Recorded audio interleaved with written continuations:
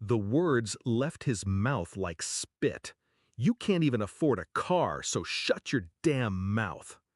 The room went still. Aunts stared at their tea. My brothers smirked. I just smiled. And right on cue, the thunder of rotor blades rolled through the open windows. Every head turned toward the lawn as a black helicopter descended, kicking up a storm of dust and leaves. I pushed back my chair. "My ride's here," I said softly. Dad's jaw slackened. Mom swayed, hand to her chest. Backstory: the fractured family. Growing up, I thought my father's voice was law. He decided who was worthy and who wasn't, and I was always on the wrong side of the line. To him, I was the failure, the one who wasted her potential. He paraded my siblings as successes: Mark, the corporate shark; Emily, the doctor; and me, the artsy dreamer who'd never make rent. When I walked out at 18, I didn't take much. Just a backpack, a notebook, and the bitter knowledge that I was leaving as the family's cautionary tale. Discovery of betrayal, the final cut. I stayed gone for years, built a life brick by brick. But last year I got a call. Mom's voice shook as she told me they'd accidentally used my name to secure a family business loan. My credit was wrecked. Dad denied it, of course, said I should be grateful he even considered me part of the family's finances. Then, when I showed up to confront him, he laughed in my face.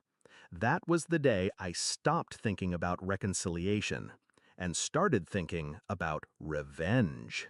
Shift in mindset, strategy over emotion. I knew shouting wouldn't dent him. My father was a man who only respected power, visible, undeniable, expensive power. So I decided to give him a show.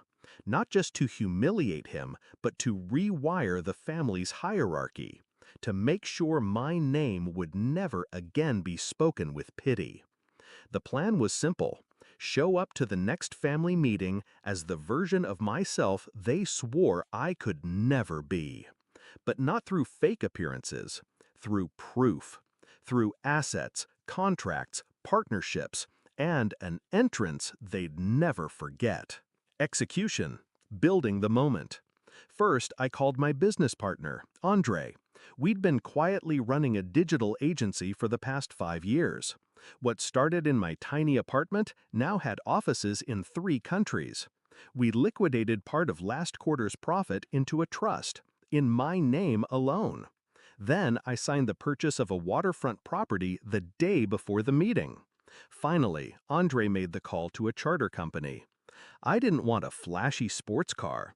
I wanted something that would make the ground itself shake when I arrived.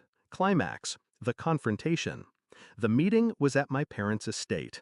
Mahogany table, stiff-backed chairs, portraits of ancestors watching from the walls. Dad was midway through a lecture about financial responsibility when he turned to me.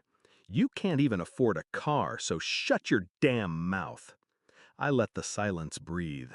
Then, the distant thump, thump, thump of rotor blades grew louder.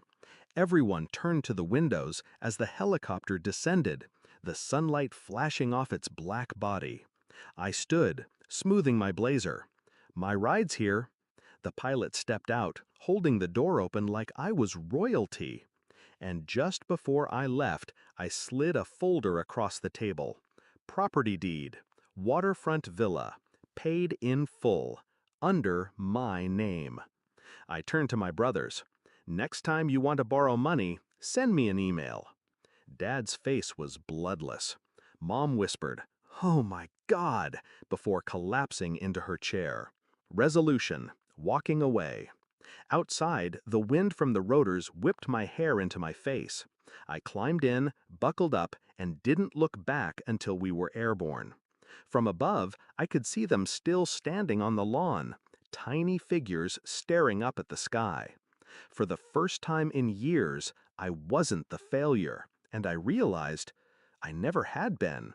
They just couldn't see past their own definition of success. Now, They'll never see me without remembering the day the sky came down to take me away.